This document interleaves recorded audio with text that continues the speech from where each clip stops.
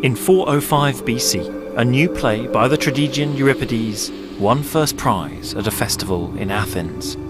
It was called The Bacchae, and it is one of the most powerful and disturbing plays ever written. It tells the story of the chaos wrought by the god of theatre and revelry, Dionysus. It tells of women lured to the mountains where they sing and dance in a frenzy, and it follows the fate of an unfortunate young king who is tricked into spying on them and is torn limb from limb. It's a play that suggests a changing world, dangerous and uncertain, where you never really know who or what to trust. Euripides himself did not live to see his victory. He died far away from Athens, having left the birthplace of drama behind. It is likely that Euripides composed the Bacchae here, in Macedon, on the northern fringes of the Greek world, an area thought by many of the ancient southern Greeks to be wild, unruly, and unstable. And it was here that Euripides lived out his final days, not in the cradle of a democracy, but in the court of a king. Euripides' departure from Athens and the turmoil and disorder of his play The Bacchae foreshadowed a new era, one marked by war, instability, and chaos. In the next century, Athens would lose its influence, its significance, and even its democracy. And the balance of power in Greece would shift from democrats to kings. But drama, that most Athenian of inventions, would thrive, spreading throughout the Greek world and beyond.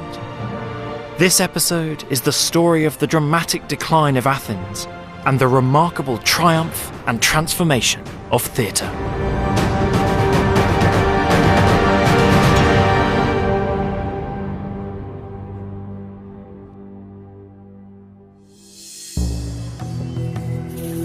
During the 5th century, Athens was the preeminent city in Greece, confident, powerful, and in control of a vast empire.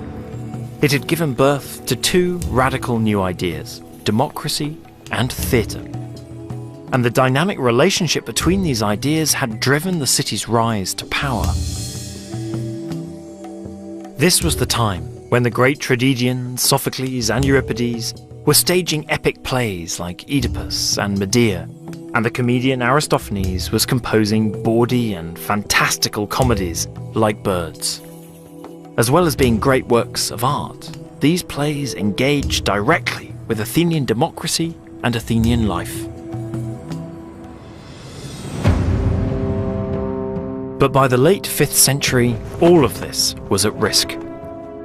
Athens was also fighting a war, the Peloponnesian War, against the great land power of Sparta. In 415 BC, still supremely confident, Athens launched a new phase in this war. She sent an expedition to attack the city of Syracuse on the island of Sicily, towards the western edges of a Greek world that spread from Marseille to the Black Sea coast. For 2 years, brutal fighting raged on the sea and land at Syracuse. Thucydides called it the greatest slaughter of the war. He wrote of bodies heaped on top of one another and of rivers clotted with blood. Finally, in 413 BC, the Athenians were decisively and disastrously defeated. Those who survived, some 7,000 of them, were imprisoned in these stone quarries. Amazingly, it is said that you can still see the marks from their chisels on the walls. Today, this is a famed tourist attraction, but the fun belies the horrific reality of this place in the ancient world. It was part of a much larger quarry, where the Athenians, as prisoners of war, were brought as part of a labour camp. Can you imagine being forced to work here day in, day out, undertaking the back-breaking work of quarrying these stones with no respite from the scorching sun? There was only one way to escape from this hell. The historian Plutarch tells us that some Athenians were freed when they were heard quoting lines from Euripides.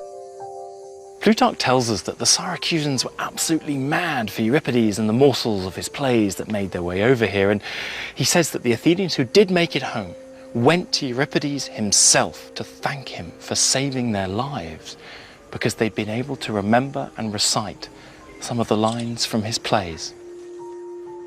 It's amazing to think that knowing extracts from a play was enough to buy these prisoners their freedom.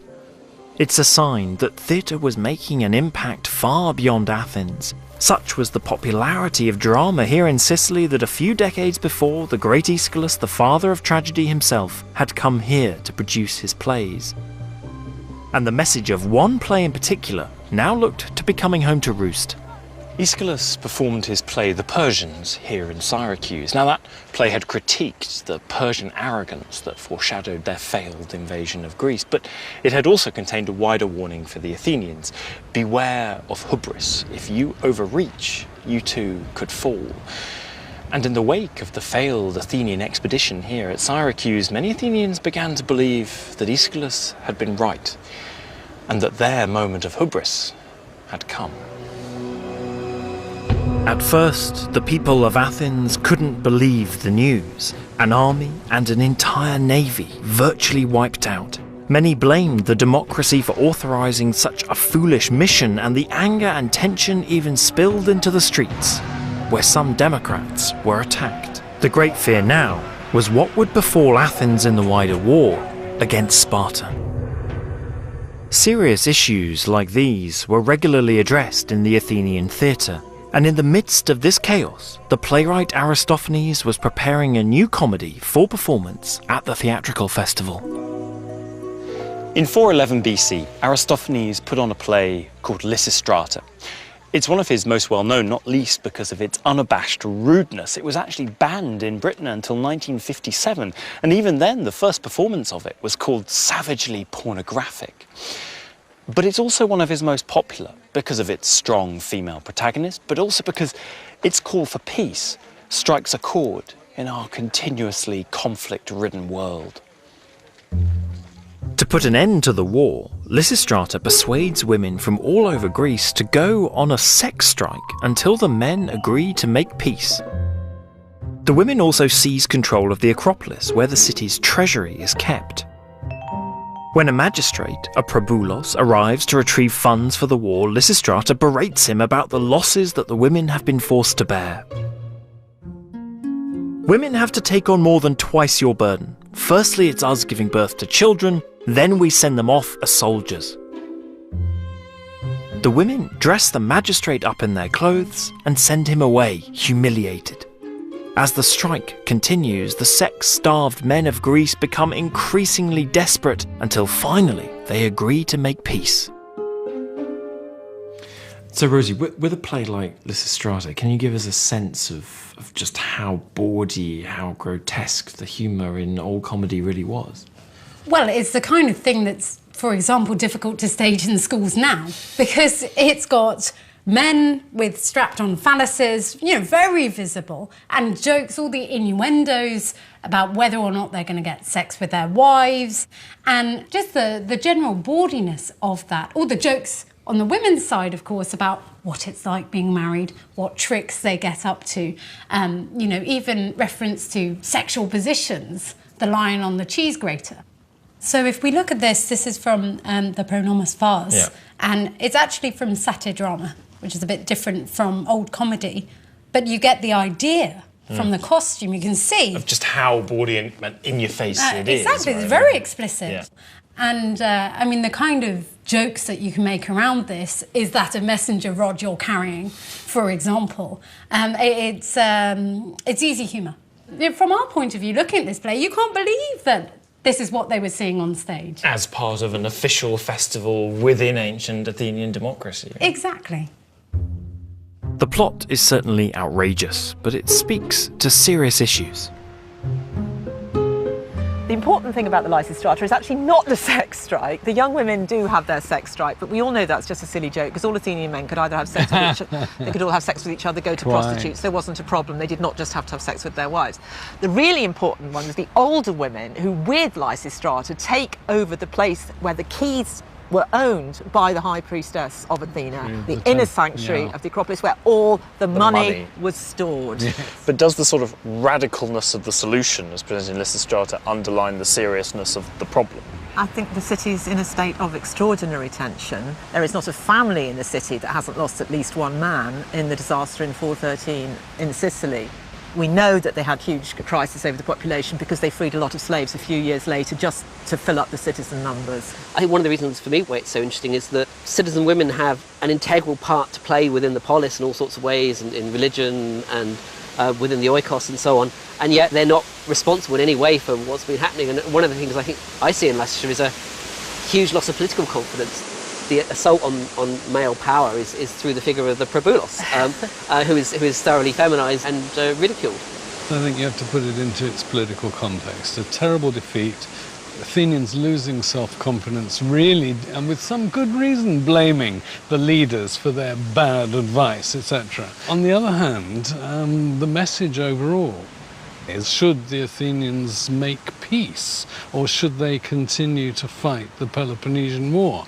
And the outcome of the play is, of course, peace is great because you have much more fun in peacetime than you do in wartime. You don't lose your husband or your brother or your lover in battle, and so on and so on. So the actual big issue is internal politics. Is Athens going to continue to be a democracy? And externally, should it or should it not make peace?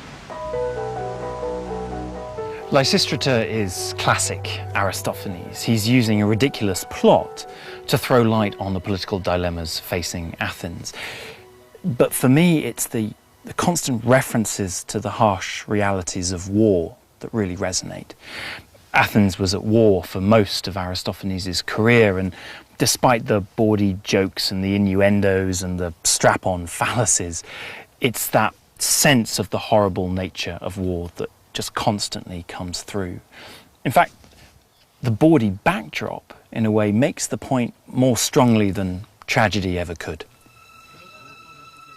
Despite Lysistrata's message, Athens did not make peace, and the Peloponnesian War continued grinding down Athenian manpower and the Athenian economy for a further 7 years, until, in 404 BC, Sparta finally proved victorious. Athens was humiliated. She lost her empire, she lost her navy, she lost her city walls, and worst of all, she lost her democracy. Here, on the Pnyx, the home of the Athenian assembly, the peace terms were worked out. And as the victorious Spartans looked on, some Athenians suggested that maybe democracy had had its day, and that it was time for something different. The hardcore Democrats walked out in disgust, and in their absence, a motion was passed to do away with democracy and put Athens into the hands of 30 oligarchs. But democracy was not dead, and the Democrats were soon plotting their revenge. The Democrats focused their resistance at the port of Athens, the Piraeus. This area was the home of the Athenian trireme warships and their rowers, the poorest citizens of the polis who were the bedrock of the democratic system. It was here, under the cover of darkness, that the Democrats regrouped, determined to restore their democracy. The revolutionaries chose as their place of assembly the theatre in Piraeus. Now, we can't visit that theatre today because it's sadly underneath a couple of apartment blocks, but the Piraeans were so theatre crazy that they built themselves a second one, and here it is, this one dating from the mid-2nd century BC. It might seem odd to have chosen a theatre as a meeting point for a revolution, but don't forget, theatres had always been civic gathering spaces in ancient Greece, and we know from the sources that armies, entire armies, used them as muster points. And indeed, the very same theatre in Piraeus had been used just a couple of years before as the rallying point for a revolution. So when these revolutionaries were choosing where to meet for a revolution whose very intention was the reinstatement of democracy, the theatre was the obvious choice. The armies of the Democrats and the 30 oligarchs clashed in battle in the area surrounding the Piraeus theatre, and the Democrats eventually managed to force a reinstatement of their democracy. They were honoured with a victory march to the Acropolis, and the Athenians agreed to move forward together, forgiving all crimes save those of the 30 oligarchs. It looked like Athens was getting back on track, but the grand celebrations for the reinstatement of democracy masked the fact that Athens' days of complete supremacy were now in the past, and things would never be quite the same again. Nowhere was this uncomfortable truth more obvious than on the stage. In 388 BC, Aristophanes staged a play called Plutos, or Wealth in English. And it spoke to the age-old conundrum. Why is it that in the disparity between rich and poor, those who are deserving and hard-working normally come off the worst, and those who are undeserving and cunning get rich? Kremelos is an honest, hard-working man disillusioned with the unfairness of life. Out on the road one day he meets Wealth and realises that Wealth is blind, and that is why he distributes his riches so unfairly. Kremelos takes Wealth to a healing sanctuary where his sight can be restored. The upshot is that the corrupt will be stripped of their riches and the virtuous can finally prosper. But in a key moment in the play, Kremelos encounters the character of Poverty, who casts doubt on the entire scheme. Just supposing Wealth could get his sight back and distribute all in equal portions, no one would develop any craft or expertise. Once there's no incentive, who is going to smelt the metal, build the ships or make the clothing, manufacture vehicles, stitch the footwear, brick the bricking, wash the washing, farm the farming? With this play, we're left with the feeling that despite the opening of Wealth's eyes, the world will remain a very unfair place. It's a thought that we can well relate to today, and is perhaps why Wealth is a play that still gets performed. Δεν βρίσκω καμία δυσκολία. Δεν είναι καθόλου έξω από τα δικά μας σημερινά συμφραζόμενα. Γιατί βεβαίως είναι πολύ γνωστή ακόμα και η λαϊκή έκφραση ότι ο πλούτος είναι τυφλός. Το λέμε καθημερινά. Χωρίς να παραπέμπουμε στον Αριστοφάνη, ή πιθανόν υπογείως να έχει φτάσει αυτό σε εμάς. Το πιστεύουμε όλοι αυτοί, ότι τυχαίως μοιράζει τα χρήματά του. Άρα λειτουργεί θαυμάσια αυτός ο μύθος. Do you think there are particular historical circumstances surrounding its creation that help us understand why that play was written as it is? Είναι τελείως μια άλλη κοινωνία. Είχε ανατεθεί στον Αθηναίο πολίτη να κουβαλάει την πόλη στην πλάτη του, διότι ουσιαστικά οι αποφάσεις παίρνονταν διαβοής και όχι με ψήφο, και ο καθένας πολίτης ψηφίζοντας έπαιρνε απάνω του την ευθύνη. Όταν έγινε η μεγάλη καταστροφή της Σικελίας και ερχόντουσαν τα φέρετρα και ερχόντουσαν η τέφρα των νεκρών, ο γείτονας που έχανε το παιδί του ήξερε ότι ο διπλανός του επίσης γείτονας είχε ψηφίσει πέρα αυτής της εκστρατείας. Μετά την ήττα των Αθηναίων και του Πελοποννησιακού πόλεμου και την κατάρρευση της Αθήνας, η Αθήνα γίνεται με τη σημερινή αντίληψη αστική κοινωνία. Κάθε πολίτης κλείνεται μέσα στο καβούκι του, μέσα στον χώρο του και δεν τον ενδιαφέρει για τίποτα. Δεν ενδιαφέρεται για τα κοινά. What's really striking about Wealth is how different it feels to a play like Lysistrata. Lysistrata is an inventive and vigorous heroine, whereas Kremelos is passive and tired. Aristophanes' comedy has lost its biting satire and its direct commentary on individuals in the audience. Instead, its themes are more universal: rich, poor, worthy, unworthy. It feels like comedy and theatre more generally has not only lost its edge, but lost its specific Athenian identity.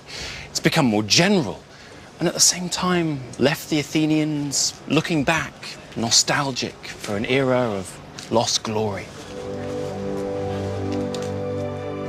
The decline of Athens marks a turning point both in the history of Greece and in the history of theatre.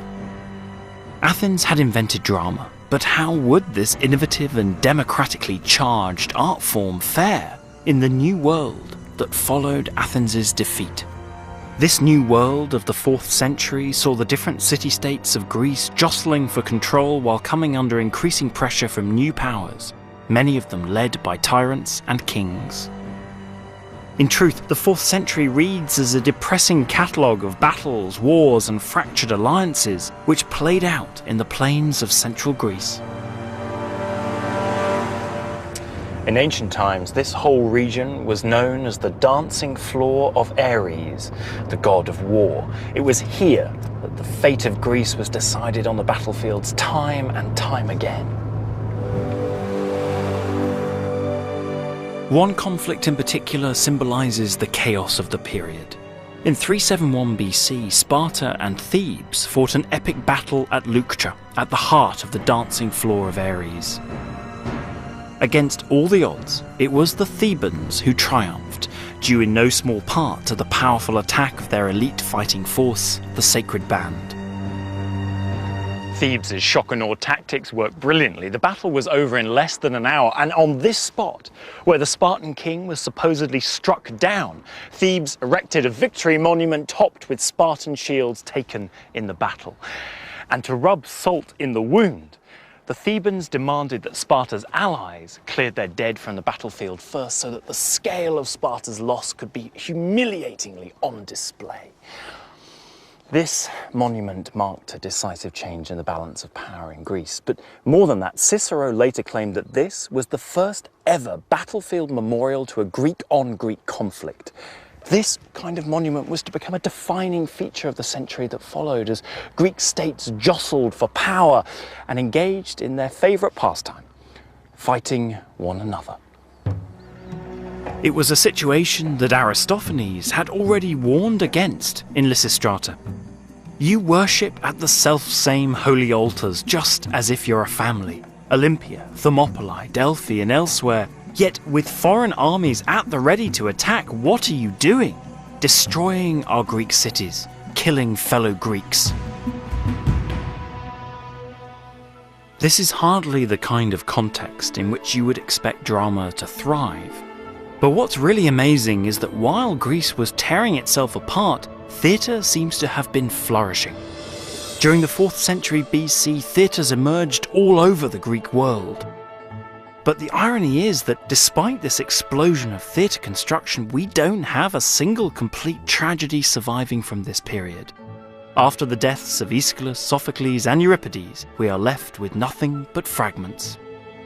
It is true the great spread happens in the first half of the 4th century, when every city that had cultural pretensions built a theatre. There seems to be a neat story. Sophocles and Euripides die, and within everybody's perception of it, Nietzsche says that Euripides and Sophocles killed tragedy. So the easy story would be important tragedy came to an end, and sort of mass entertainment spread throughout the Greek world in a rather superficial way. I think it's much more complicated than that. It's really what happens in later antiquity, and the great three become educational set books, and that's really why we have them. And it was those three who were most read. So texts of the other tragedians, they simply weren't copied enough times to survive. It doesn't mean they weren't any good. There were very famous tragedians in the 4th century, people who made a big mark and people who were remembered in later centuries. The fragments of plays by these writers that have survived support the idea that this was an extremely active era. One Athenian playwright from this time was called Astydamas the Younger. He was a relative of the great Aeschylus, and he's said to have composed 240 plays during his career, won many first prizes, and even had a statue of himself put up by the Athenians. And what the surviving fragments also allow us is a unique window into how the subject matter of tragedy is changing during this period. Astydamas wrote a play called Antigone, just like Sophocles and Euripides had done in the 5th century. It again told the story of how Antigone had broken the law by burying her rebel brother and is sentenced to death by King Creon, against the wishes of his son Haemon, who is in love with her. In Sophocles' play, the key moment is the political debate between Creon and Haemon about leadership and justice, and the play ends with Antigone's and Haemon's suicide. In Astydamas' version, Haemon and Antigone run away and have a child together. They are both sentenced to death, but Heracles intervenes to try and save them. It's the same basic story, but the emphasis has shifted.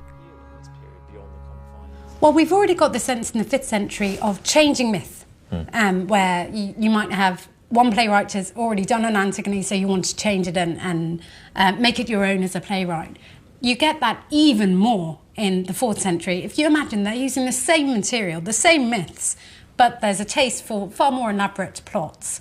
You're still dealing with myth, but the interest has shifted. So in that example of Antigone, the focus there is what happens in that relationship. You hear hardly anything about that relationship in the 5th century version, but in the 4th century, that becomes a real focus. Is that to do with tragedy's broadening appeal in this period beyond the confines of democratic Athens? Well, I think the internationalisation is really important because after all, you want this to appeal, but you now have playwrights from all over the Mediterranean coming to compete. And so there's that shift. And of course, the particular political circumstances are different in the different cities. So, I mean, a shift to the romantic themes, domestic, it has a broader appeal. Theatre was becoming more about spectacle and entertainment and less about political process and debate. And as Athens' power waned, the plots drifted away from Athens and from its democratic process to focus more on personal dilemmas and relationships, the kind of stuff that would be interesting and resonate with, well, pretty much anyone, anywhere. Indeed, tragedy was becoming very much more of what it is today. There's no better evidence for these trends than the ruins of a little-known city that was a product of the Battle of Leuctra. After their victory in that battle, the city of Thebes surrounded their defeated Spartan enemies with a series of newly established cities in the Peloponnese.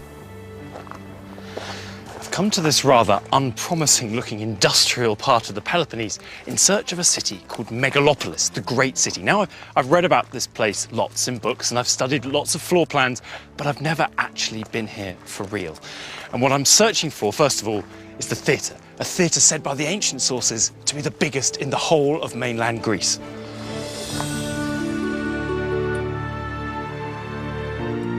It held up to 20,000 people, and it is further evidence that despite the turbulent times, theatre was growing in popularity. There's an extraordinary calm to this place, but what it symbolises is a place that's tried to put itself on the map out of nowhere, a sort of ancient version of Milton Keynes.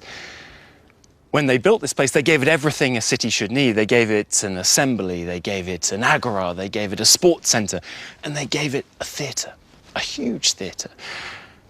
Theatre, by this stage, had become part of the dress code of what a Greek city should look like. And more important than that, a theatre had now become a symbol of Greekness itself. Theatre had become an essential part of any Greek community, but the role that it now played in that community was changing. And this transformation can be traced in the ruined remains of Megalopolis. When this theatre was built, it was placed directly facing the city's political assembly place. It's an extraordinary example of how these two facets of polis life, politics and theatre, were once thought to be intimately connected. But there's an irony here. As Megalopolis was being built, as this city was being created out of nothing, the very institution of the Greek city, the polis, was beginning to falter. Now we were in a very different world, a world of tyrants and kings. The very vitality and viability of the polis was beginning to be in doubt. And there's perhaps no better symbol of that gradual decay than here at Megalopolis and right here in the theatre. Because in the mid-2nd century BC, the people of Megalopolis built this. A solid, high stone wall that cut off the theatre from the assembly place. The people of this great city themselves cut off the umbilical cord between theatre and politics.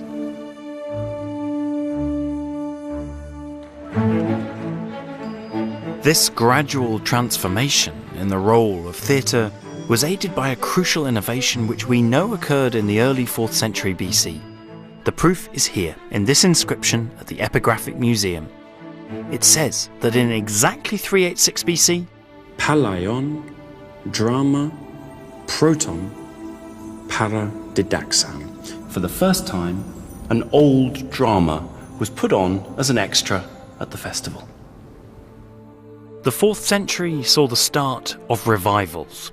This meant that old plays by the great tragedians of the 5th century, Aeschylus, Sophocles and Euripides, could be performed alongside current playwrights like Astydamas. It was the birth of a classic repertoire, and it fueled another of the most important theatrical shifts of the period. We're now 45 years later in 341 BC, and this inscription lists the playwrights and the plays that were put on at the city Dionysia in Athens in that year. And here's our man, Astydamas, who actually won first prize this year, and it tells us the names of his 3 tragedies, including Antigone, that he put on. But what's also fascinating about this inscription is the prominence it gives to the actors. Not only does it give us the name of the lead actor in each of the plays, but also, and here's the key line, tells us Neoptolemus, one of the actors, Enika, he won the prize for the best actor at the festival as well. And indeed, Neoptolemus was a busy guy that year because he was lead actor in more than one of the plays, and it tells us that he was the producer for one of the old plays that was being re-performed as well. And what this stone symbolises is this growing shift during the course of the century in importance from the tragedians, the playwrights, towards the actors as being the real kings of the theatre.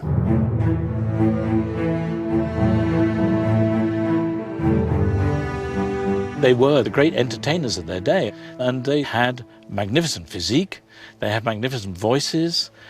Actually, the tragic actors and the comic actors, people didn't do both. That's rather interesting. You were one or the other. The tragic actors, though, were very famous for their voices, and some of them were even employed to go on diplomatic missions and so on, right? So you want to send an embassy, you hire an actor to go along and put the case as well as he possibly can on your behalf. And this is Neoptolemus, we're talking about. Well, and others as well. One thing, though, one has to bear in mind is that the cultural movement within ancient Greece doesn't seem to have obeyed military history.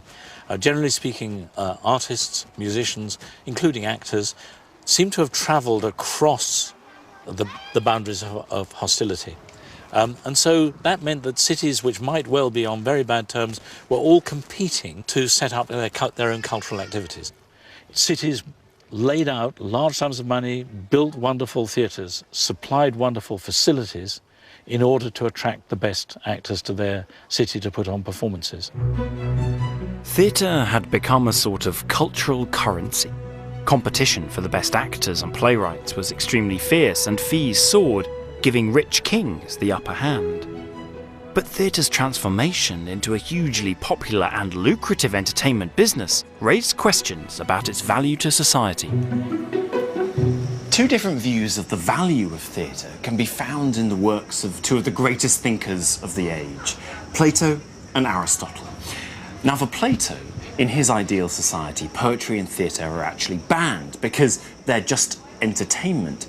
Worse than that, they're imitation, not truth, yet they can seem like the truth, and as a result, they can lead people astray. But for Aristotle, it's a very different case. He sees a place for theatre in the ideal society because it is able to speak to universal emotions and ideals of humanity. And more than that, it gives the audience what he calls catharsis. And catharsis is a notoriously difficult word to translate, but it means something along the lines of purification, a purging of emotion that comes as a result of watching tragedy, and as a result, can give people the ability to better control their emotions. But the very fact that 2 such eminent thinkers are so vociferously arguing about the value of theatre at this time in the 4th century suggests that there really is something of a crisis of confidence about the value and role of theatre in ancient Greek society itself. Theatre's role was made increasingly uncertain by the changing balance of power in Greece. By the mid-4th century, after years of conflict, the richest and most powerful figure in the Greek world was not a democrat, but a king, Philip II of Macedon. At the site of the Macedonian royal tombs at Agai, archaeologists have discovered an extraordinary array of treasures testifying to the wealth and might of Philip's kingdom. Philip created a strong army and made canny alliances. He brought the best craftsmen to his kingdom and secured the greatest thinker of the age, Aristotle, as tutor for his son Alexander, the boy who would later become Alexander the Great.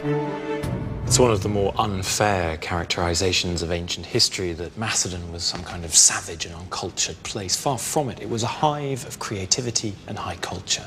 Not just in terms of using precious metals for vessels or creating extraordinary armour, but also in terms of the theatre. Philip brought dramatists from across Greece to compete in his own dramatic competitions. Poets followed him in his campaigns, and actors came to live, work and reside in Macedon. Neoptolemus sold his place in Athens and moved north. And Philip used all of this as a crucial part of his campaign for political and cultural supremacy.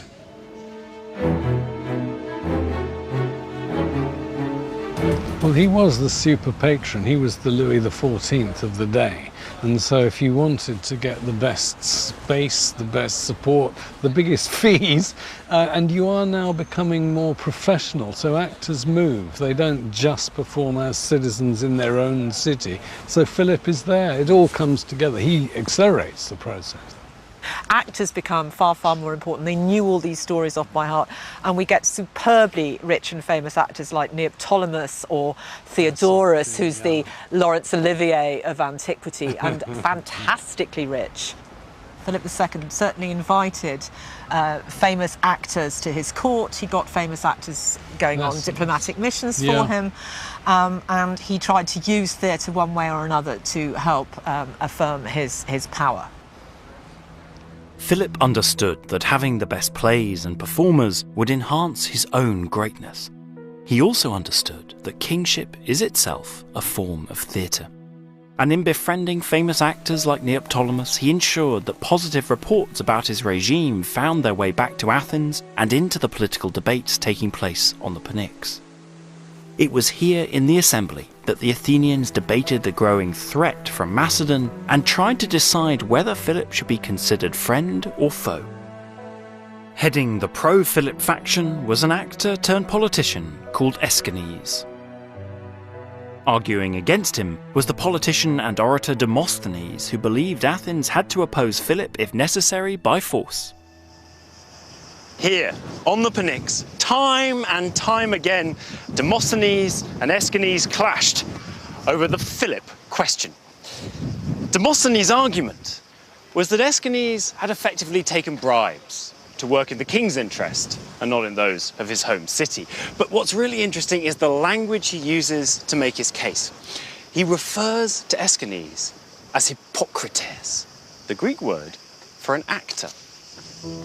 You, Aeschines, are a Hippocrates, a bit player of parts, while I am the one sitting in the audience. You always serve our enemies' interests in politics, I those of our country.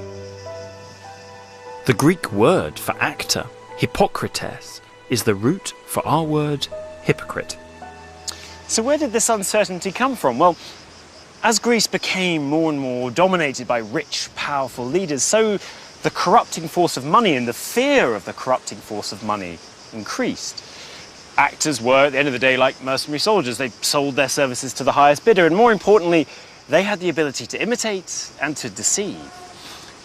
So what everyone was worried about was that Philip was writing his own play and getting the public figures of Athens to star in it as his key actors. It was only a matter of time before Athens would have to decide one way or the other. In 338 BC, Demosthenes persuaded the assembly to vote in favour of meeting Philip in battle. This battle, Demosthenes versus Philip, democrats versus kings, would determine the future of Greece and the fortunes of theatre. Philip amassed his forces here in the plains of Chaeronea, right at the heart of the dancing floor of Ares. The king himself led his army, and leading the cavalry, his son Alexander, who would become Alexander the Great, then just 18 years old. And facing up against them, the combined forces of Athens and Thebes, and in the Athenian ranks, the orator Demosthenes. Philip was victorious, while Demosthenes, whose words had so inflamed the conflict, is said to have fled the scene. Two monuments to the battle remain visible to this day. They stand for more than just the graves of the fallen. They stand for the end of the independent and free politics of Greek city-states. Beneath these trees lie the ashes of Philip's fallen warriors. Their bodies were burned on a grand funeral pyre decorated with weapons before being buried beneath a huge mound of earth. The second monument to the battle sits beside the modern town of Chaeronea. This is the lion at Chaeronea, proudly facing the battlefield. Its origins are somewhat mysterious, but what's really crucial is what's underneath it. 254 skeletons laid out in 7 rows, a mass grave belonging to, we think, members of the Theban sacred band who fell in the battle. And their skeletons testify to the ferocity of the clash, leg bones broken in 2, skulls fractured. And today the Greeks, as they do with all cemeteries, have lined it with cypress trees, forever marking the sanctity and importance of this place. I defy anyone to come here and not feel the importance of this place where the fortunes of Greece changed forever.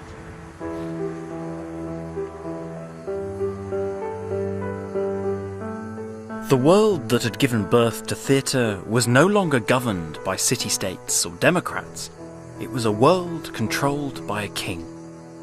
But the story of the relationship between history and theatre would take a shocking and dramatic twist. Tragedy and real life were about to clash. In 336 BC, the famous actor Neoptolemus, now a resident of Macedon, was preparing an important performance for the king at the royal city of Agai. He was to present pieces from his tragedy repertoire at a royal banquet on the eve of the celebration of Philip's daughter's marriage. We don't know the name of the tragedy he chose, but the historian Diodorus preserved the words. Your thoughts now reach higher than the air, but there is a swift-footed one who makes away with the far-reaching hopes of mortal men. He is Hades, source of woe. Philip was delighted with the performance, and after the banquet the crowd raced to the theatre at Agai, where the festivities would continue at daybreak. This was the scene of the celebration. The spectators took their seats before dawn. Every seat was filled, and as the curtain of darkness rose, the procession began. Here, in the theatre, carried amidst the procession were 13 lavishly adorned statues, 12 of them representing the gods, and the 13th representing Philip as their enthroned companion. And a little way behind the statues walked Philip himself, clothed in white and without a bodyguard to demonstrate his omnipotence. And at that moment, one of his own soldiers rushed into the theatre and stabbed him to death. The sources suggest that Philip's attacker nursed a personal grudge against the king, but will never know the whole truth. The assassin was killed as he tried to flee the scene. The whole sequence of events was worthy of a tale by Euripides himself. And in fact, later in life, the actor Neoptolemus was asked what was his favourite scene in tragedy, and he replied, not one in any play, but one on a much greater stage, watching Philip enter as the 13th god and then being killed here in the theatre.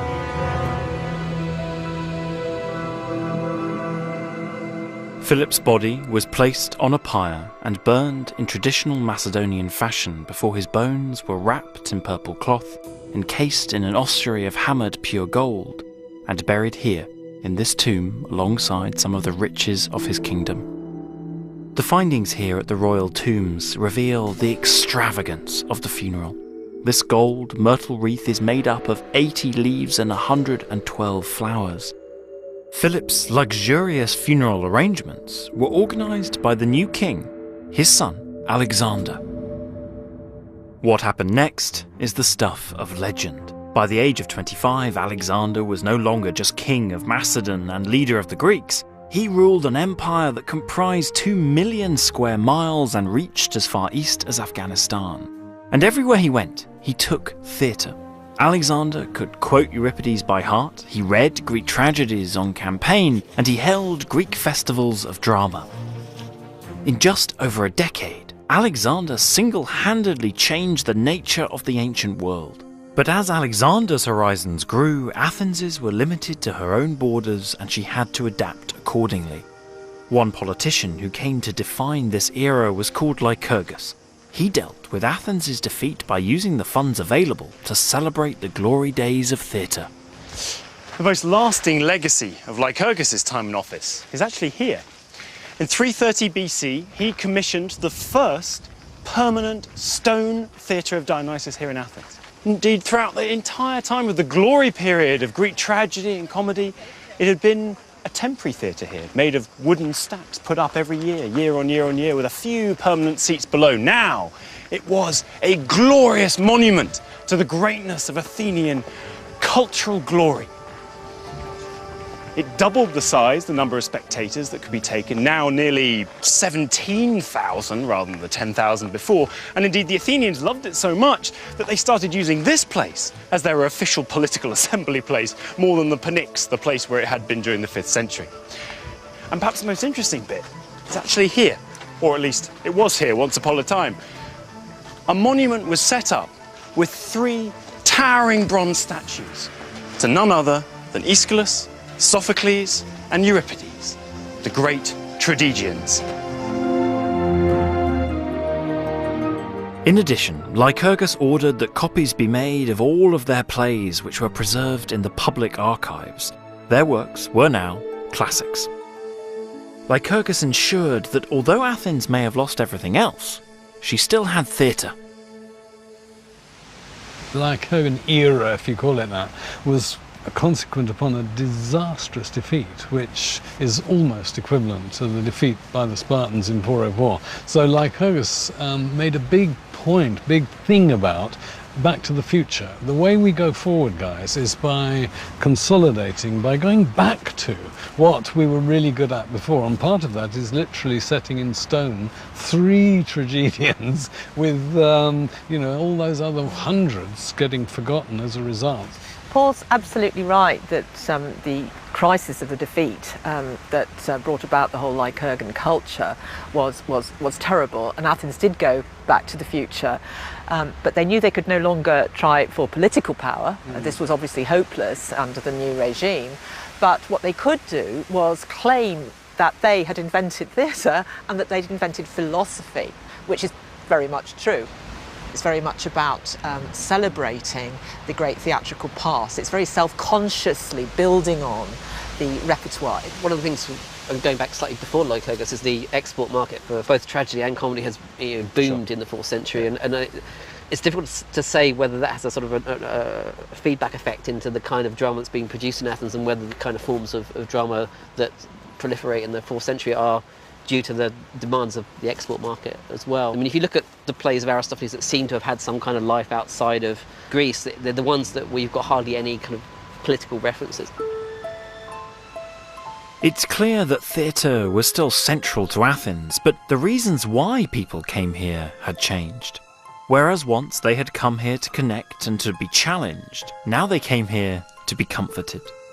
There was certainly much here to be proud of, but it's hard to shake the feeling that behind this new splendour, something significant had been lost. These changes were reflected on the Athenian stage itself in a new kind of drama, one that focused on more mundane affairs, everyday people, and everyday life. Inspiration for this new kind of drama came from a scholar called Theophrastus. His most important works were his studies in botany, but when he wasn't categorizing plants, Theophrastus turned his expert powers of observation to people watching. This is a copy of Theophrastus's Characters. Now, character comes from the Greek word to etch, to make permanent, imprint, and Theophrastus applies it here, not to things, but to us, and to the inner nature of human beings themselves. It's a brilliant piece of acute observation. Theophrastus says there are 30 character types out there.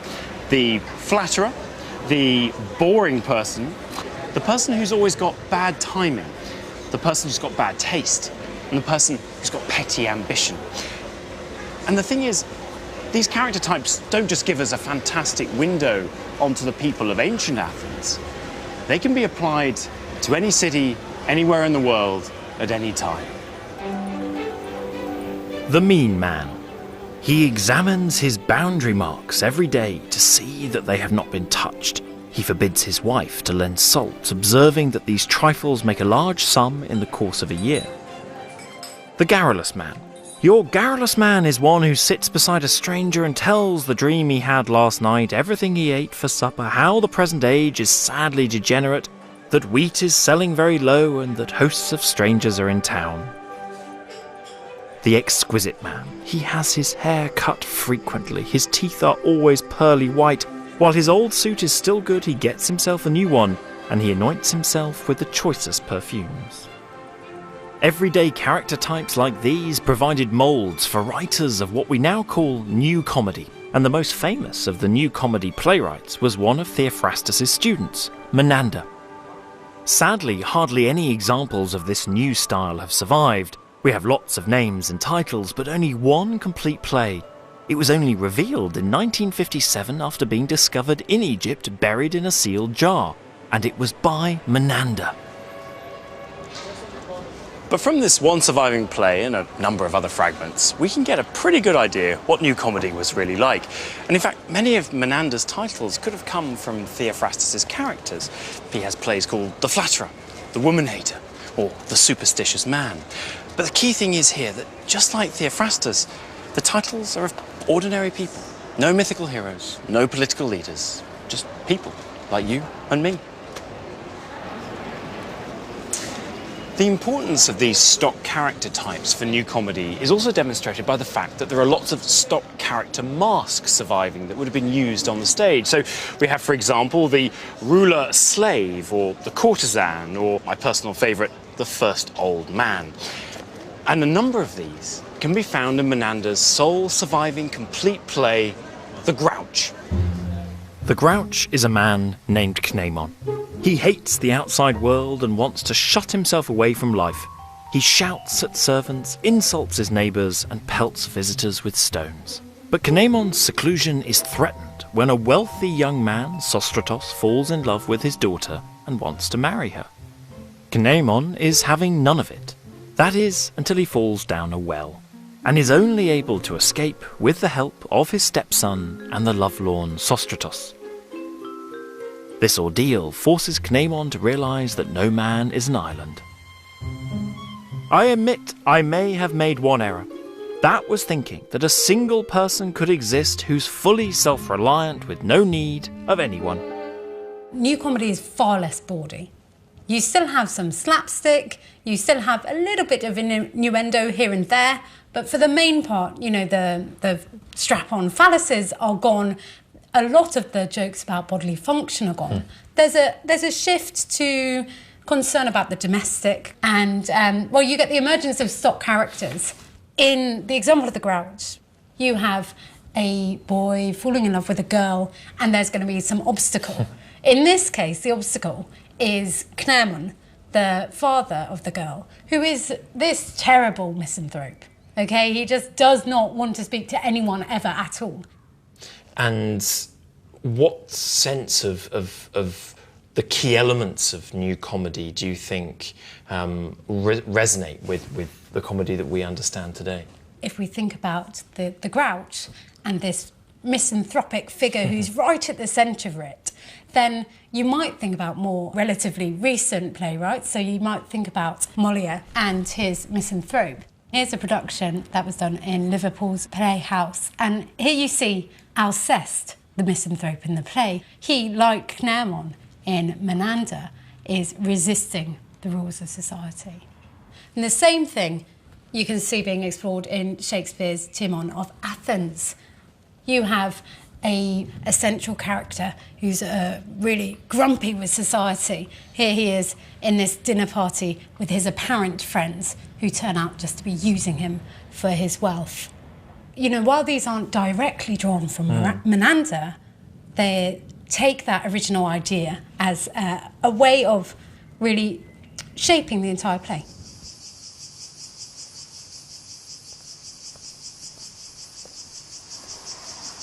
The Grouch is a work entirely unlike that of early Aristophanes. Its world is the home, domestic bliss and equal amounts of domestic strife, but absolutely nothing to do with the wider world, and particularly with politics. It's the ancient equivalent of One Foot in the Grave, Men Behaving Badly, or comedies like Frasier and Friends. It's kitchen sink drama, and in reality, that was really the only horizon Athenians had left. This new comedy symbolises the end of an era, the decline of Athens.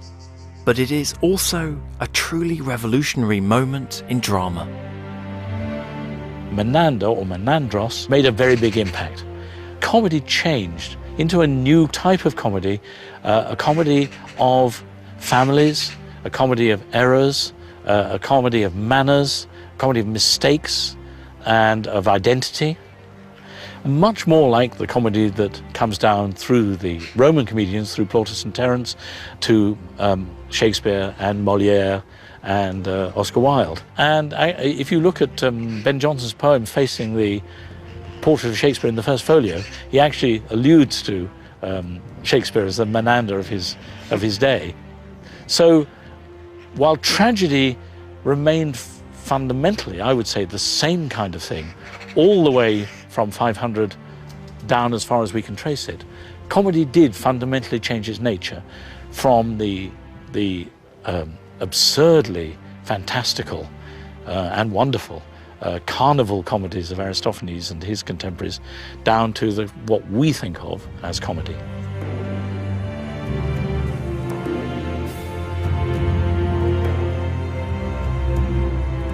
Theatre began the century as a place of biting and pointed political commentary, and more than that, as the obvious choice as a rallying point for democratic revolution.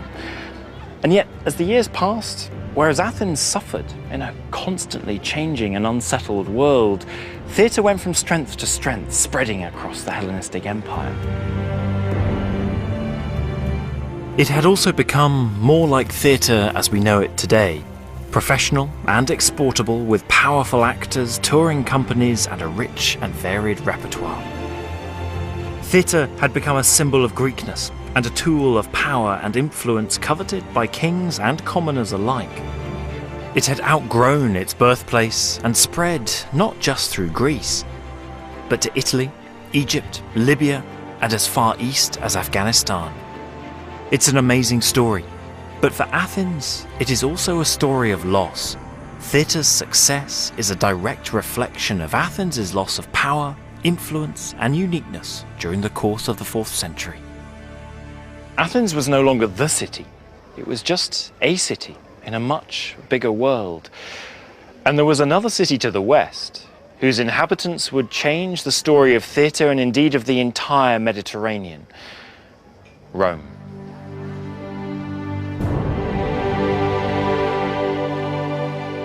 Join the Open University as we explore the connections between Greek theatre and modern-day democracy. Go to bbc.co.uk/ancient Greece and follow the links to the Open University's free learning website.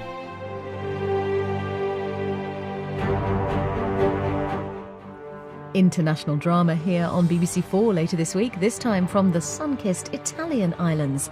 The making of a detective inspector in a new series of young Montalbano, starting on Saturday at 9. Next tonight, though, exploring a 20th century battlefield with Dan and Peter Snow.